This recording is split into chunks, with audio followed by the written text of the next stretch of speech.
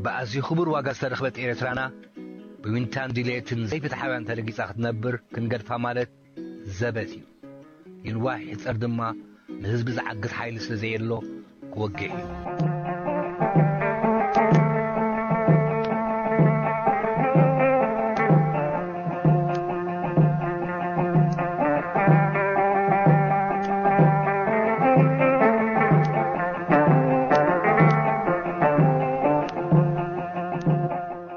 شعنت شعاتم 248 عامة شفتناتن قبر شبران ودوب شفتناتن قبر ملسي عم حدرتي إيرتران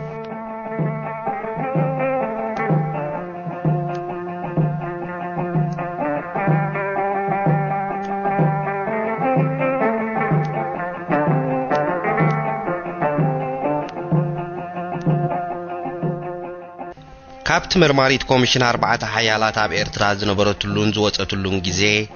مالت كابت الرخصاب لكاتيت شحنت شعاتم 248 جميرو ناي كتما يكون ناي قطرات قبر شبرا بخبز بلا درجة ترأي زاقيت اتياب بعال ترأمني صعاد زقا عدو خالان كال بوتاتاتن بدقف تحبرت دوسد زنبريني عامت سقومتتات بفلاينت تحساسبا نايت كوميشن نمسلاون نتناينات النت كفل مسن بعدن زعلمه يزنبري اتياب لعلي كم اتو ولد ابن دقيات حسنن زمسلو مرحتنا النت زهقن زنبرناي قتلت فتنتات دما سحت يلو زمصن كاب حد حدوز تنطاصلن يزمسل زنبري وطنن مدبن زنبرون ايمسلن كاب طرش حنت شعات 248 ግን اتغبر شبرا قديمو زتحاسبولون انفوتون علامون بمصنعات زغبرنا مسله خدي نعبنت بحده طرش حنت شعات 248 حيال من اسيات محبر اندنت ابالات الرابط ابلع لزنبورو 6 من اسيات كرن هندبتاو متقعت بمفصام محمد عثمان عبد الله نستبهل ود 10 عمت قتلوا حدا كابتوم زتتحزو عمصتي تسفاي هابته حوم نمرح حبرت اب كرن زنبورم بايا هابته نبره ازيا وشت ختما خرن كون انكلو اب مجمار ورح طر دما 30 زكون عطقات نناي كاشاني فابريكا عقاب علابر عد بمتقع 300 كبت زميتهم كدو بشدشت طرون 4 ወይ 5 زكون اوالاتهم اب كباب حليب منتل ليتورينا دو بمبال ጥይትን ቦምባን ተኩሶም ሃደሙ እዚአቶም ባንዲራ ኢትዮጵያ ሒዞም ከም ዝነበሩ ጸብጻባት ገለጹ ካሻን በዓሉ ናይ ከባቢ ኸረም ፕሬዚደንት ፕሮ ኢጣሊያ ስለ ዝነበረ ዓላማቶም ሸፋቱ ተራስቅ ዘይኮነስ ፖለቲካው መበገሱን ከም ዝነበሮ ብረሄ ካብዚ ግዜ ዝጀሚሩ ክሳብ ታሕሳስ 1948 ሽፍትነት ሓደ ካብቲ ቀንዲ መዛረብ ምምሕዳር ብሪጣንያ ኣብ ኤርትራ ኾነ ናዝን ምቁጽጻር ممحدار بريطانيا شفتان زعقوبان زعنقلن وين زحجزان عدتات حبراو مقطعات وي مولتان خوسن اممه دحرنو ويح كتعون نتحسب اصدقو اذن هونن كلو جن تتغبرات شفتنات يقصل نبري ب10 تغلت مغابيت 1948 محبر ايطاليا ايرتراويان ጭፍራ ወሮበላ አብንባዶር ሆነ ትርከብ ባርባጂ ወይ ብናይ ሽዑ ጻዋውዓ እንድቺዝሞ በመዝራፎም ናብት መምሕዳር ጠርዑ እቶም ሸፋቱ ዋኒኖም መስወዱ አስማቶም ገሊጾም ስለዝነበሩ ድማ ፕሬዚደንት ናይት ማህበር ቪንቼንዞ ዲ ሚሊዮ ዝብልዕል ኃይል ፖሊስ ዓብን ዕቀት ከም ዝነበረን ንብረት ህዝቢ ብቅጽበት ሓልዋን ወሕስነትን ክግበረሉን ሓተተ ዲ ሚሊዮ ነዚ ጥርዓን ዘቅረበ بفلا يبتاور حتري إيطالياويان كان فولي علامة شفاتو توسيدوم يهدونو بمنبارومي بعصر تشعات مقابيت ستتصحفي حدا مذكرن عبنات كاب شوعات تقصاب 16 مقابيت عبز التفلالي بوتاتات عبلعل إيطالياويان انتكالاتهم النزل تخايدة متقعتات يزرزر بز مسرت بشوعات مقابيت هابتقادك امحاري بحموشت شفتا عبز التخطرت مكينا حدا إيطالياو تقتلي بتشعات مقابيت عم قد خرنا اسمرا بزقوانه في تماساسال فصامي حدا ايرتراون حدا ايطالياون توغو بعصرت حدا مقابيت بزيكا تقدمو زتطقسينا علابر عدن مبادور هون زمتا اب عمصون حرشا طاليان برسي بعصر 6 مقابيت دما ابعت تكليزان زنبري بميلوتن ديروسين زونن ايطاليان معدن ورقي بقيمتاون زتوطنن اغباب عنوي اتزورد خساراون بسالاسا شحشلن تقمتي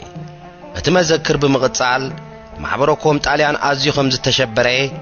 ኣብ ልዕልቶም ድሮ ኣበየ ትካላቱ ዝነበሩ ዕጡቃት ኢጣልያውያን ዋርድያ ተወሰኽቲ ባንዳ ከም ዘድልዩ ኣመተ እቲ ተግባራት በዓሉ ግን ብኢትዮጵያ ዝድገፉ ተዋህዶ ደቀባት ይግበር ከም ዝነበረ በቲ ኣብቲ ቦታ ዝገደፍዎ ሓርበኛታት ኢትዮጵያ ዝብል ወረቐት ከም ዘረጋገጸ ኣመልከተ ሓጎስቶም ነዎ ቁሉዕ ተጻባኢ ኢጣልያውያን ምንባሮም ስለ ዝፍለጥ ድማ ነቲ ጥርጣረ ናብኦም ኣቕንዑ በዚ ደው ከይበለት መዘክር ህላወ ጸሓፊ ናይ ነጋ ሃይለ ስላሴ ማለት ተኮላ ገብረ መድህን ጠንቅ ምቕጻል ተግባራት ግብረ ሽበራ ይኸውን ኣሎ ዝብል ጥርጣራ ስለ ዝነበረ ዘየማት ጭብጥ እኳ ኣይረኸቦም በር ካብ ሃገር ንኽስጎግ ጸቕጢ ንኽግበር ተማሕጸነ እቲ ናይ መጋቢት መጥቃዕትታት ግን ናብ ኢጣልያውያን ጥራይ ዝቐንዐ ኣይነበረን ዳርጋ መላእ ኤርትራ ኣብቲ ወርሒ ተራቢሹ ነይሩ ክበሃል ይከኣል ብ15 መጋቢት ንኣብነት 30 ሸፋቱ ደቂ ኢትዮጵያ ክልተ በትሪ ዝኾና ከብቲ ካብ ባሮንቱ ዘሞቱ ኣብ ምራራ ሓደ እንግሊዛዊ በዓል ስልጣን ጥይት ተተኮሶ ኣብ 1419 መጋቢት እውን ኣብ መገዲ ኸረና ኣስመራን ገረግር ጉላን ሽፍታን ፖሊስ ብሪጣንያን ገጠሙ ሓደ ካብዞም ዳሕረወት እውን ቆሰለ እዚ ኩሉ ንምምሕዳር ብሪጣንያ ምንጭ ሻቕሎት ስለ ዝኾነ ኩሉ ጸረ ሽፍታ ስርሒት ኣብ ትሕቲ ቁፅፅር ናይቶም ኣበየ ወረዳ ዝነበሩ ኣዘዝ ሰራዊት ንኽኣቱን 300 ዝኾኑ ነቶም ስሩዓት ሰራዊትን ፖሊስን ዝሕግዙ ባንዳ ንሓደ ወርሒ ክኽተቡን ተወሰነ ኣብ ልዕሊ እዚ ክሳብ ሓደ ሚያዝያ ዝጸንሕ ሽፍታ ሒዙ ንዘረከበ ሰብ ዝወሃብ 1,000 ፓውንድ እውን ተዳልዩ ተቐመጠ ኣድላይ ምስ ዝኸውን ንመርኣይን መፈራርሕን ዝኾነ 4 ቴምፐስ ዝዓይነተን ነፈርቲ ናብ ኣስመራ ክለኣኻ ከም ዝኾና እውን ዓደን ዝነበረ ጽሕፈት ሓይልታት ብሪጣንያ ኣፍለጠ ምዝ ኩሉ ግን ሽፍትነት ከም ዘይዝሓለ እኳ ደኣና ገደደ ይኸይድ ከም ዝነበረት ምምሕዳር ብምእማን ዝያዳ ስልጣን ንኽወሃቦ ሓተተ እቲ ጉዳይ ካብ ሲቪላዊ ናብ ወተሃደራዊ ቁፅፅር ብምእታው እኳ ኣብ ማሕበረ ኮብ ጣልያን ቁሩብ ምርግጋእ እንተፈጠረ ኣብ ካይሮ ዝነበረ ላዕለዋይ ወተሃደራዊ በዓል ስልጣን ብሪጣንያ ሜጀር ጀነራል ዲሲ ካሚንግን እቲ ዝምረጥ ዝነበረ ወተሃደራዊ ፍታሕ ናበይ ገጹ ከም ዘምርሕ ክፍለጥ ከም ዘይከኣል ኣመተ በዓልታ ደጋፊት ኢትዮጵያ ዝኾና ሲልቫ ፓንክረስ ከዓ አንጻርቲ ዝተወጠነ ስጉምቲ ተላዒለን ኣባይቶ ዓባይ ብሪጣንያ ሕቶታት ከልዕላ ስለ ዝኽእላ ጥንቃቐ ክግበርን ካብ ሃውራዊ ተግባራት ሕጋዊ መገዲ ክመርጽና ተሓሳሰበ እዚ ነቲ ክውሰድ ዝተባህለ ተሪር ወተሃደራዊ ስጉምቲ ዝገትእ እኳ እንተነበረ እቲ ውጥንሲ ተረፈን ውፅኢቱ እውን ክርአ ጀመረ በዚ መሰረት ብ4 ሚያዝያ ብኢንስፔክተር ገብረ ስላሴን ሰርጀንተ ያሲንን ዝምራሕ ካብ ደቀ መሓረ ዝተበገሰ ሓይሊ ፖሊስ ኣብ ማይ ዓይኒ ንዝነበረ ጭፍራ ናይ ገብርሄት ዝተባህለ ትግራዋይ ሃንደበት ብምጥቃዕ 6 ሸፋቱ ቀቲሉ 8 ብምሓዝ 10 ጠበንጃ 2 ሽጉጥን ሓያሎ ጥይትን ማረኸሞ እዚ ከም ዓብ ዓወት ተራእዩ ብዙሕ ተዘርበሉን ተመጎሰን እዚ እናኾነ እንከሎ ነፈርቲ ብሪጣንያውን ናይ ምርኢትን ምፍርራሕን በረራ ስለ ዘካየዳ ሓያሎ ሸፋቱ ኢዶም ክህቡ ወይ ናብኡ ዘምራሕ ኣንፈታት ከርእዩ ቀነዩ ከም ውፅኢት ናይቲ ዘመተ ጥራይ 7 ሞይቶም 26 ክማረኹ እንከለዉ 14 ኣባላት ጭፍራ ሓጎስቶም ነዎ ዝርከብዎም 10 ሸፋቱ ኢዶም ሃቡ ምሳብ ኤርትራ ነጊሱ ዝነበረ ሽፍትነታዊ ግብረ ሽበራ ክነጻጸር እንከሎ ግን እዚ ብዓወታት ዝተገልጸ ናይ መጋቢት ስርሒታት ጥማዓው ነበረ ጠንቂ ሽፍትነትን ምንጭ ደገፍን ኣብ ምግማት ይኹን ምክትታል ምሕዳር ብሪጣንያ ቁሩብ ይሁትት ነይሩ እዩ ንኣብነት ኣብ ዓዲ ጥልያን ዝነበረ ዴሳዊ ወይ ኮሙኒስታዊ ምንቅስቓስ ይድርኾ ኸይከውን ንዝብል ጥርጣሬ ንገለ እዋን ብዕቱብነት ክሓስበሉ ጀሚሩ ነበረ ክተኽፋኣና ደልያ ሩስያ እውን ትገብሮ ኸይትህሉ ኢሎም እንግሊዛውያን ዝተሻቐሉሉ ግዜ እውን ነይሩ ጽኒሕ ኢሎም ግን ምስቲ ዋሕዲ ናይ ኢጣልያውያን ኮሙኒስት ኣብ ኤርትራ ኣብቲ ግዜቲ 100 ኣቢሎም እዮም እንተነበሩ ነቲ ጥርጣረ ነጸግዎ ብሓቂ ክረኽብዎ ይፀዓሩን ወይ ኣይደለዩን እምበር እቲ ምንጭ ሳብ ጎረቤቶምን ምስኦምን እዩ ዝነበረ ኣብታ ብዛዕባ ኮሙኒስት ዝተዘርበላ ጸብጻብ ኣብ ትግራይ ወተሃደራዊ ምንቅስቓስ ከም ዝተገብረ ዘረድእ ሓበሬታ ከም ዝመጸ ይግለጽ እዚ ይብል እቲ ጸብጻብ ኣብዚ እዋን እዚ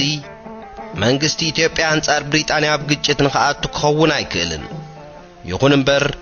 ኢትዮጵያውያን ንመላእ ኤርትራ ናይ ምርካብ ድሌቶም ክማላእ ዝብል ትጽቢት የብሎምን ብዓሰብን ከባቢያን ይደዓሱ ይኾኑ እዮም ግን ኢጣልያ ናብ ኤርትራ ናይ ምምላስ ተኽእሎ ብዙሕ ኣሰናቢብዎም ኣሎ ነዚ ምልከት ውሳኔ ዳግመ ምትካል ኃይልታት ኢጣልያን ተተግቢሩ ድማ ሓያል ግብረ መልሲ ኢትዮጵያ ክህሉ እንጽበየ እዩ እዝና ተባህለን ከሎ ሓጎስቶም ነዎን ተክለ ወልደ ገብርኤልን ኢትዮጵያ ሰጊሮም ስለ ዝተዓቅቡ መምሕዳር ብሪጣንያ ከም ተራገበነኛታት ንኹምለሱ ሓቲቱ ብመንግስቲ ኢትዮጵያ መልሲ አይረክብን ወይ ብዕብጥብጥ ይቅሸሽ ነይሩ እዩ ብንጹር ብዘይገለጾ ምኽንያት ግን ንመንግስቲ ኢትዮጵያ መኽሳስ አይደለየን አይከሰሰንውን ከም ቀጥታው ሳዕቤን ናይዝ ድማ ኣብ ወርሒ ሚያዝያ ተግባራት ግብረ ሽበራ ብዘይ መግትእ ቀጸለ ሓጎስቶም ነዎን ተክለ ወልደ ገብርኤልን ኣብ ወርሒ ግንቦት ካብ ኢትዮጵያ መሊሶም ናብ ኤርትራ ብምእታው ንምዕራባዊ ኤርትራ ሃወኽዎ ኣብ ሓደ ካብዚ ሽፍትነታዊ ዘረፋታት እዚ ካብቶም ሸፋቱ ተክለ ወልደ ገብርኤል በዓሉ ተቐትለ ምስኡ ዝነበሩ ዝቆሰሉ ሸፋቱ ግን ንኢትዮጵያ ክዕቆቡ ከኣሉ ኣብ ሓደ ካልእ ኣጋጣሚ ብሓደ ዓቢ ናይ ኢትዮጵያ በዓል ስልጣን ቤተ ክርስቲያን ተዋህዶ ዝተፈረመ ናይ ምሕረት ወረቐት ኣብ ጁባ ሓደ ዝተማረኸ ኤርትራዊ ሽፍታ ተረኽበ ኣብ ኢትዮጵያ ናብ ሰላማዊ ናብራ ክምለስ ዝደሊ ሽፍታ ብመገዲ ቤተ ክህነት ምሕረት ዝልምን ዝነበረ ይበሃል ስምቶም ዓቢ በዓል ስልጣን እኳ ኣብቲ ሰነድ እንተዘይተገልጸ ምስ ሸፋቱ ዝነበሮም ጽኑዕ ዝምድና ንብረኢድ ገብረ መስቀል ይዕብዮ ከይኮኑ ይተርፉን እዚ ንኣመሓደርቲ ብሪጣንያውያን ኣዝዩ ስለ ዝቆጥዖም ማለት ድማ ንሓደ ኤርትራዊ ምሕረት መሃባብ ጉዳይ ኤርትራ ምትእትታው ስለ ዝቆጸርዎ ነቲ ሽፍታ ኣሰርዎን ናብ መንግስቲ ኢትዮጵያ እውን ናይ ተቃውሞ ቃል ኣቕረቡን ዝተዋህቦም መልሲ ዝነበረ ግን ኣይመስልን እዚ ኩሉ እናኾነን ከሎ ተግባራት ሽፍትነት ካብ መዓልቲ ናብ መዓልቲ እናገደደ ኸደ ነቶም ኣቐዲምና ዝጠቐስናዮም ኤርትራውያን ሸፋቱ ኢትዮጵያውያን ሸፋቱ እውን ተወሰኽዎም በዚ መሰረት ትርፈን ገረዝ ገሄርን ዝተባህሉ ተጋሩ ምስ 40 ዕጡቋት ኣብ ወርሒ ሰነ ከባቢ ማይ ኣልባ ተራእዩ ኣብዚ ዕለት እዚ ሓጎስቶም ነዎን ወልደ ስላሴ ኣዳልን ሩባ ኮሮኮን ብምውራድ 3 ቤን ዓምር ቀቲሎም 600 ከብቲ ዘሞቱ ኣብዛ ጸብጻብ እዚኣ ሓጎስቶም ነዎ አንጻር ቤን ዓምር ዝዘሞቱ ኣቐዲሞም ቤን ዓምር እውን ኣብ ልዕሊ ካልኦት ተመሳሳለ ስጉምቲ ወሲዶም ብምንባሮም እሞ ግብረ መልሲ ናይ ዝምንባሩ ይግለጽ ፍሉይነት ሽፍትነት ዓዋቴ ምስ ዛዛሚድካ ብዛዕባ ትጸኒሑ ማለት ብ1961 ብረት አልዒሉ ብረታው ቃልቲ ህዝቢ ኤርትራ ዘበገሰን ዝመርሐን ሓምድ እድሪስ ዓዋተውን ምዝራብ የድሊ ምክንያቱ ድማ ኣብዚ ግዜ እዚ ዓዋተ ተኻላኻላይ ጥሪትን ንብረትን ቤን ዓምርን ናራም ብምዃን ናይ ገዛ ርእሱ ዘመተታት የካይድ ስለ ዝነበረ እዩ ከምዚ ዝከር ኣብ 1942 ክሳብ 45 ዓሊሙን ጣዛን ጻር ሓድን ደዋ ኩናት ኣብ ዘካየደሉ ዓዋተ ቀንዲ ተሓባበሪ እዩ ዝነበረ ናብ በረኻ መውጽኡ ግን እዚ ጥራይ ኣይነበረን ኣቐዲሙ ምስ ናይቲ ዞባ ሰበ ስልጣን እንግሊዝ ስለ ዘይተራዳደአ ዳርጋ ካብ ምጅማር ግዛኣት ብሪጣንያ ሸፊቱ ነይሩ እዩ ኣብ 1948 ሰነዳት ብሪጣንያ ንዓዋተ ማዕረቶም ካልኦት ሸፋቱ ይዛረበሉ ንኣብነት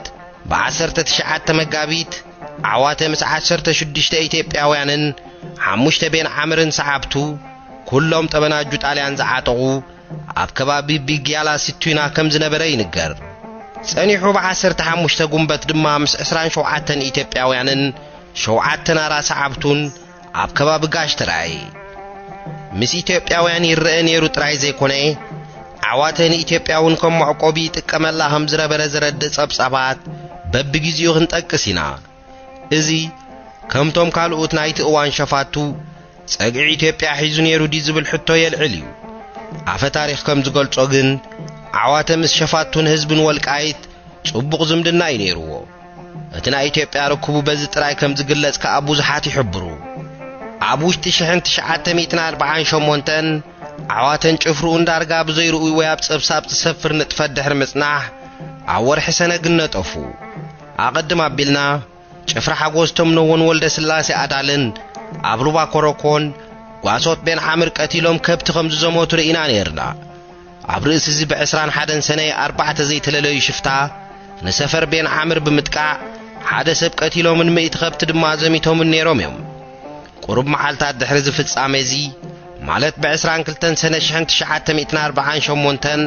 ጭፍራ ሓምድ ዓዋተ ካብ ሸነኽ ኢትዮጵያን ሓጀር ብምእታው 3 ሰባት ቀቲሉ 3 ንስቲ ከም ዝጨወየ ዘዘንቱ ጸብጻብ ንረክብ ሓደ ናይ 26 ሰነ ጸብጻብ እውን ጭፍራ ዓዋተ ታኒናን እትበሃል ዓዲ ኹናማ ስለ ዘጥቅዐ 4 ደቂ ተዓዲ ከም ዝሞቱ 36 ኣጓዱ ተቃጺሉ ድማ 70 ከብቲ ከም ዝተዘምታ የዘንቱ ኣብ ሙዳ 4 እምበኣር ዓዋተ ናይ በይኑ ዕላማ ሒዙ ዝጓዓዝ ሽፍታ እዩ ዝነበረ ምስኡ ኣብ ሽፍትነት ዝነበረ ተጋዳላይ ደንጉስ ኣረይ ከም ዝገልጾ ብዘይካት ድሮ ተባሂሉ ዘሎ ንብረት ናራምቤን ዓምርን ካብ ዝኾነ ተጻባእ ምሕላው ዓዋተ ካልእ ዕላማ ይነበሮን ቅድሚ ኣብ ዝዳሕረዋይ እዋናት ምፍልላዮም ምስ ዓዋተ ዝሽፍቱ ዝነበሩ ሓገስቶም ነወውን ነዚ ዕላሙ የረጋግጽዎ እዮም ጆርዳን ገብረ መድህና መጽሓፍ እውን ኣብ 4 ዓዋተ ምንጭ ብረትን ገንዘብን ዘይብሉ ናይ ድኻታት ሰራዊትና መርሐ ንህዝቡ አንጻር ወራድ ዝምክት ሰብ ምንባሩ እዩ ዝሕብር በዚ መሰረት እምበኣር እዛ ኣብ ዞባታት ጋሽን ባርካን ዝነበረ ሽፍትነት ነዚ ፍልይ ዝበለ ናይ ምክልኻል ዕላማ ዝነበሮ ናይ በዓል ዓዋተ ጸረ ሽፍትነት ሓቂፉ ከም ዝነበረ ክንግንዘብ ይከኣል በዚ መሰረት እምበኣር እዚ ኣብ ዞባታት ጋሽን ባርካን ዝነበረ ሽፍትነት ነዚ ፍልይ ዝበለ ናይ ምክልኻል ዕላማ ዝነበሮ ናይ በዓል ዓዋተ ጸረ ሽፍትነት ሓቂፉ ከም ዝነበረ ክንግንዘብ ይግባእ በዚ ድማ ካብቲ ናይ ከበሳታት ይፍለ ምኽንያቱ ኣብ 1948 ኣብ ከበሳ ይኹን ኣብ ምብራቃዊ ቆላታት ነቲ ኢትዮጵያ ብመደብ ክተዋፍሮ ጀሚራ ዝነበረት ናይ ግብረ ሽበራ መሳርሒኣ ዝቃወም ተመሳሳለ ስጉምቲ በቲ ናይ ናጽነት ደንበ ይውደብ ኣይነበረን እዚ ደሓር ኣብ ሙዳ 4ታትን ምጅማር 50ታትን ምስ ምጥርናፍቶም ብስም ሽባን ዝፍለጡ ዝነበሩ መናእሰይ ኣራቢጣን ምስ ምሽፋት ተወለድ ትሳሆ ዝኾኑ መንእሰያት ኣበክሎ ግዛይን ሰራዮን ይኽረአ ኣብዚ ንዛረበሉ ዘለና 1948 ግን ብዘይካ ዓዋተ ንሱውን ንውሱን ዕላማታት ነቶም ጸግዒ ኢትዮጵያን ንሓዙ ጸረ ኢጣልያን ኣራቢጣን ወፊሮም ሃገር ዝህውኹ ዝነበሩ ሸፋቱ ዝቃወም ህዝባዊ ሓይሊ ነበረን እዚ ናይ ዓዋተ ኣንፈት እዚ ይኸውን ኣብ ማሕደርቲ ኤርትራ ኣዝዩ ዘሻቕሎም ዝነበረ ንሱን ጭፍሩኡን ውነት ሻቕሎቶም ክብ ዘብል ስጉምትታት ካብ ምውሳድ ዓዲ ይወዓሉ በ27 ሓምለ ግን ፍልይ ዝበለ ጉዳይ ኣጓነፈ ዛጊት ተጠቃዕቲ ጣልያንን ጓሶት ኤርትራውያንን ዝነበሩ ኣብ ዕለት እዚ ሓመድ ዓዋተን ጭፍሩኡን ካብ ሃይኮታ 15 ኪሎ ሜትር ንሰሜን ኣብ ዝርከብ ቦታ ሓደ ናይ ፖሊስ ጉጅለ ጥቅዑ ኣብዚ ናይቲ ጉጅለ ኣዛዚ ቺፍ ኢንስፔክተር መሐመድ ዓሊ ሲኪንግ ቤም ሰለስተ ተራ ኣባላት ክሞቱን ከለዉ 5 ድማ ቆሰሉ 3 ብረትን 600 ጥይትን እውን ተማረኸ እዚ ተግባር እዚ ንብሪጣንያውያን ኣማሓደርቲ ብዙሕ ስለ ዘሻቀሎም ብዙሕ ተዛረቡሉን ዓዋተ ብህይወቱ ይኹን ርእሱኡ ንዝሓዘ ሰብ ዝወሃብ ሽልማት እውን ናብ 1,000 ሽልንግ ክባበልዎን ኣንፈት ዓዋተ ናበይ ገጹ ምዃኑ ንመኮንናት እንግሊዝ የሻቀሎም ከም ዝነበረ ኣቐዲምናውን ጠቂስና ነርና ዓዋተ ስለምንታይ ብፍላይ ንቁጣ ፖሊስ ከጥቅዕ ከም ዝመረጸ ምፍላጡውን ቁሩብ የጸግብ ካብቲ እዋን ትትሒዙ መግዛእቲ ብምቅዋም ሰውራ ጀሚር ኢልካ ምዝራብ ከዓ መጢትካ ታሪኽ ምምሃዝ ክኾነና እዩ